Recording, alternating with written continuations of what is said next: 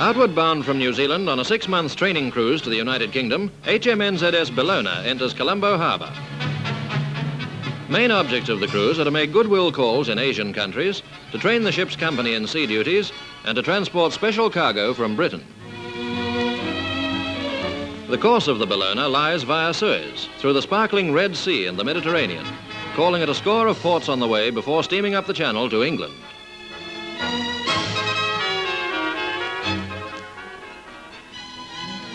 The Belona made headline news everywhere. Press, radio and television featured the New Zealand ship many times during her 7-week stay in the United Kingdom.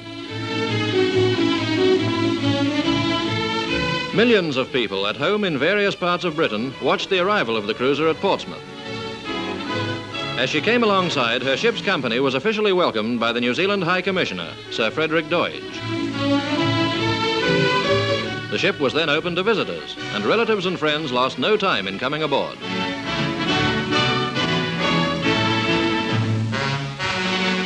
Later, with proper ceremony, the High Commissioner inspected a guard of honor on the quarterdeck.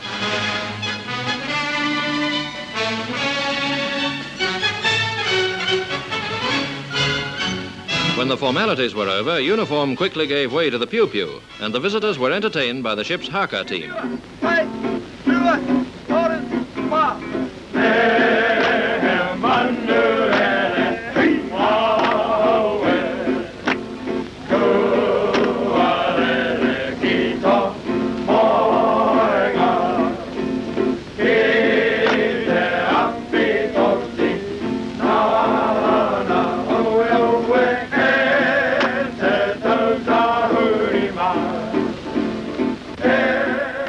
But it was not all entertainment and shore leave. At sea there was work to be done, and for some weeks the ship took part in exercise main brace. From the English Channel to the Pacific, the Belona has exercised with warships of many nations during the past few years. And in this way, her ship's company has gained wide experience in the use of the complex equipment needed to keep pace with the increasing tempo of warfare at sea.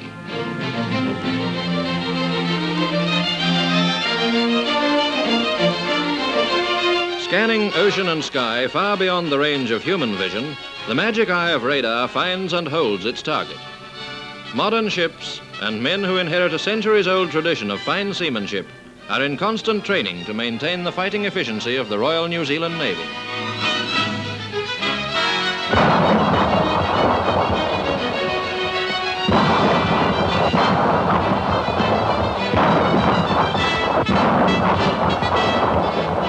On both the outward and return voyages, the ship's company went ashore on leave in 12 different countries.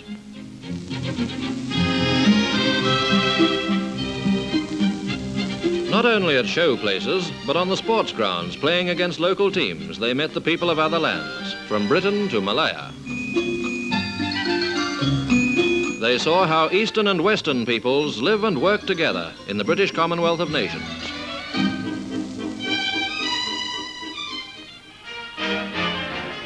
Back in New Zealand waters on the last day of the cruise, routine duties are tackled with a smile. In peace as in war, the ship and her company have upheld the good name of New Zealand. And on behalf of the Naval Board, Belona was welcomed home by Captain Slaughter, DSO, Royal Navy, with these words. We know quite well from the news that's now come home to us from England, both by press and by letter, that you've done your stuff extraordinarily well. You've played hard, you've worked hard, and your conduct ashore has been beyond all praise. Now the Marines band goes into action as the ship approaches Devonport Naval Base. After traveling 37,000 miles, after 6 months away, it's good to see New Zealand again.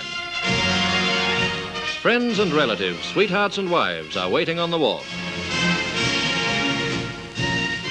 The Belona's commanding officer, Captain Dolphin, DSO, Royal Navy, brings the ship alongside.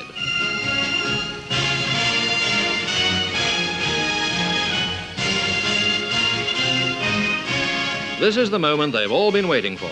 Very soon, gangways are down, and there's the joy of meeting after a long time away.